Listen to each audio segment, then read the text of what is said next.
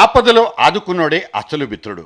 చెప్పడానికి యమరంజుగా ఉండే ఈ మాటలు మన కలికాలపు రోజుల్లో 5 పైసల విలువ కూడా చేయవన్నది అందరికీ తెలిసిపోయిన బరువైన నిజం. చంద్రబాబు మళ్ళీ ఢిల్లీ విమానం ఎక్కేశారు. కాకపోతే కొంచెం గ్యాప్ వచ్చిన మాట మాత్రం నిజం.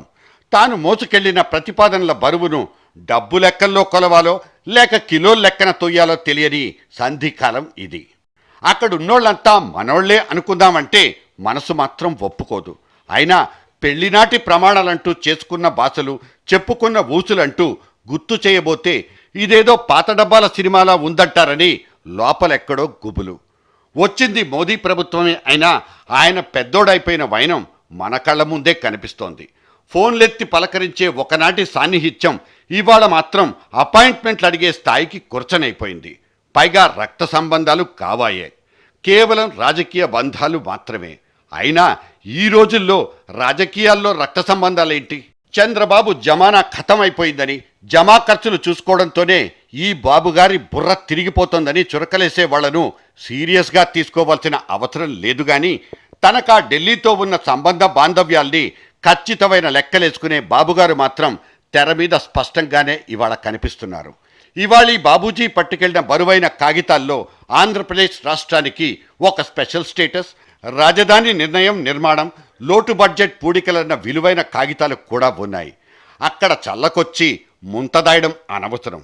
ఆ మాటకొస్తే చంద్రబాబుకు అపాయింట్మెంట్ ఇచ్చేటప్పుడే ఈ వ్యవహారాల ముంతను ముందు పెడతారన్న నిజం ఆ మోదీయులకు ముందే ఎరుక. ఇక్కడ రహస్యాలేవీ లేవు. కాకపోతే ఈ ప్రతిపాదనల కాగితాల కట్టల్ని ఆ చేత్తో తీసుకున్న ఆ పెద్దాయన ఆ తర్వాత ఏం చేస్తారన్నదే అసలు సిసలు విషయం. నిజానికి చంద్రబాబు అడుగుతోంది బిచ్చమేమీ కాదు.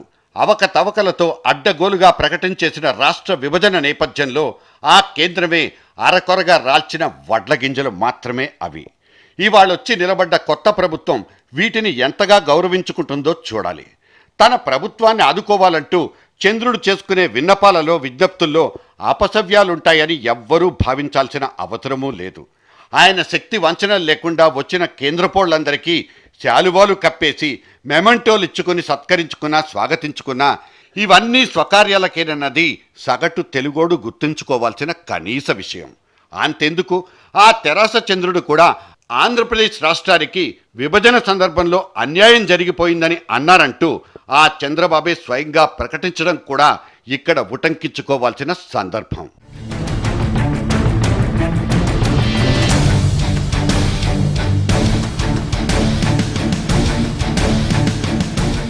ఆదివారాల నాడు ఢిల్లీ నుంచి ఇక్కడికొచ్చే వెంకయ్యవారు సైతం నిన్నటి రోజున ఆంధ్రప్రదేశ్ రాష్ట్రానికి చంద్రబాబు లాంటి నాయకుడు దొరకడం అదృష్టం అంటూ పొగడ్తలు కురిపించడాన్ని కోట్ చేసుకోవాల్సిందే.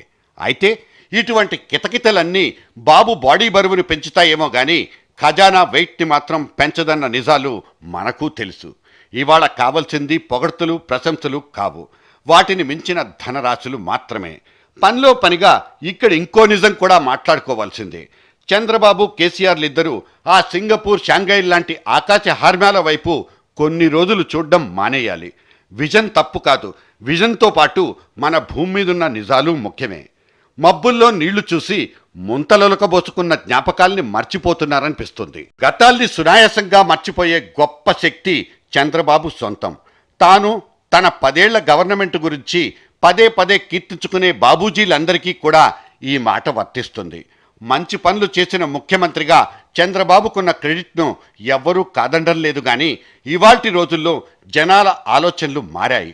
నాయకులిచ్చే హామీల్ని తూకాలేసుకుని మరీ కోల్చేసుకుంటున్నారు వాళ్ళు. జరిగిపోయిన పెళ్లికి బాజాలు నాపేసి జరగాల్సిన పెళ్లికి కావాల్సిన పనుల గురించి ఆలోచనలు మాత్రం అవసరం.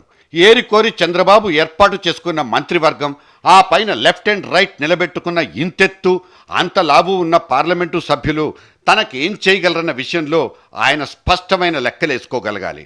ఎన్నికలైపోయిన తర్వాత కూడా ఇంకా ఖర్చుల గురించే ఆలోచించే భారీ సైజ్ హృదయాలు ఇక్కడెవ్వరికీ ఉండవన్నది నిజం. కాబట్టి ఇవాళ చంద్రబాబుకు కావాల్సింది ఇంద్రుడంటూ కావలించుకునే వాళ్ళు కాదు, చారానా పనికి బారానా కలరింగిచ్చే మీడియా మనుషులు అంతకంటే కాదు. ఢిల్లీ దర్బార్లలో మన ఫైళ్లను చకచకా కదిల్చే మనుషులు, వాటి మీద సంతకాల్ని విధిల్చే సచివులు. ఇదేమంత అర్రీబురీగా తేలే విషయం మాత్రం కాదు. ఓ పాటేసుకుందామా? बाबूजी धीरे चलना, कार में जरा संभलना, हाँ बड़े धोखे हैं इस राह में। बाबूजी धीरे चलना, कार में जरा संभलना, हाँ बड़े धोखे हैं इस राह में। बाबूजी धीरे चलना।